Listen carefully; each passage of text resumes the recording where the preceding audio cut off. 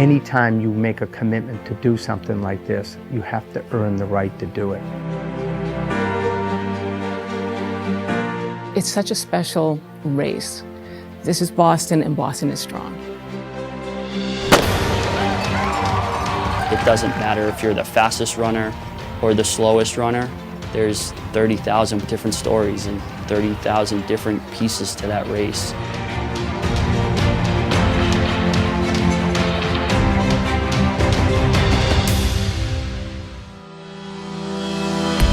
I'm David Gervais.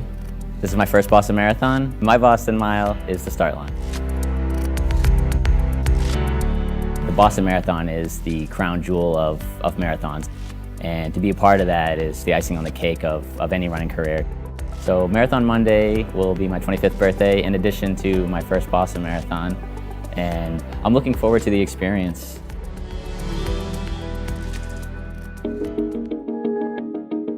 I'm Lori Redmond. I'm a Boston Marathon volunteer. My Boston Mile is mile 10. I work the hydration stop at mile 10, and I've been working that for over 20 plus years now. I volunteer as a way to pay back. When I ran the race in 1987, I realized what an important role the volunteers played. So I turned around and said, I really want to pay back that effort. There's a certain level of excitement that is out there on the course, and feeling that is always a great reward for actually going out there and volunteering. I'm Greg Sullivan. I'm the assistant baseball coach at Boston College, and my Boston Mile's 21. Mile 21 is kind of a special mile for the Boston College community, but more importantly, for Pete Frates. Pete is our director of baseball operations at Boston College and was diagnosed with Lou Gehrig's disease, also known as ALS. And he kind of looked at his family and said, there's no time to hang our heads. This is a great opportunity and get some awareness out about this terrible disease that not so many people know about. Pete started this ice bucket challenge, and I don't think any of us knew what it was going to turn into. But when I get to mile 21 on race day, I'm going to be humbled that I had the opportunity to carry out Pete Frates' mission, and more than anything, I'm going to be grateful.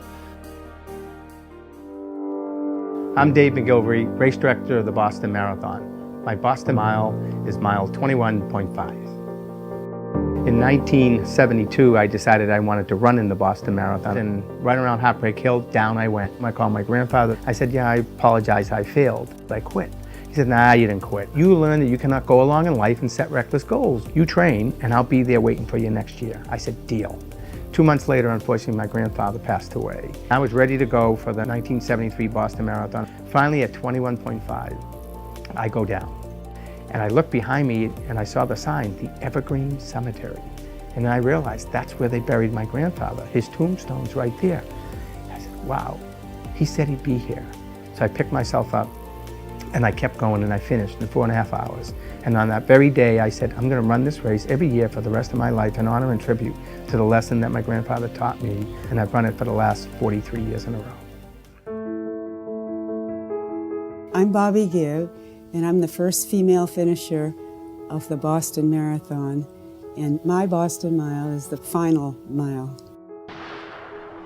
For a grown woman to run was way outside the social norm.